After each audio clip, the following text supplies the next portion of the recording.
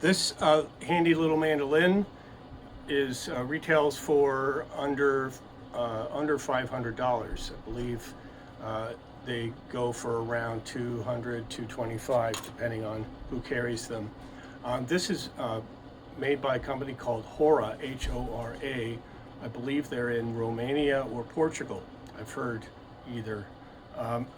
This instrument is quite pretty, but has a lot of limitations. It's a flat top, it's not carved, but the back is, I believe, steam formed, meaning they took a form and they bent it using steam.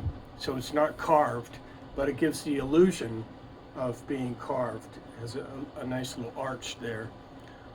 Excuse me, it has a very thin nickel tailpiece that is just, I don't like it at all. It has a plastic end pin. The neck is not adjustable, so if it warps or the neck needs to be adjusted, your luthier is going to have to take the neck off and re-glue it, and that can be very expensive. I don't like the tuners. These are like classical guitar tuner style tuners. They're just mediocre. They don't hold a tune. They don't hold the instrument in tune for very long, and I'm constantly, tightening and loosening the screws on the side with a Phillips head screwdriver just to get the instrument in tune. I don't like these bridges. These are banjo bridges, not mandolin. And what tends to happen, I've noticed, because they're so long, is that they bear down on the top, causing the top to warp. This is a practically brand new instrument, and I don't know if you can see that warping starting to happen with this bridge. The problem is that you really can't put a standard bridge on this mandolin because the fretboard is so low and it's glued to the top of the instrument. So you're going to have neck problems and action problems right away.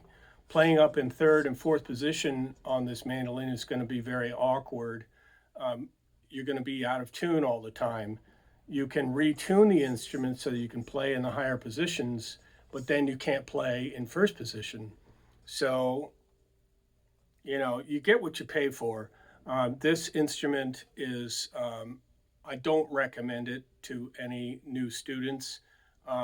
And frankly, if you own one of these, you might as well put it on the wall with some flowers sticking out of it, because it's really not an instrument that you want to play in front of people.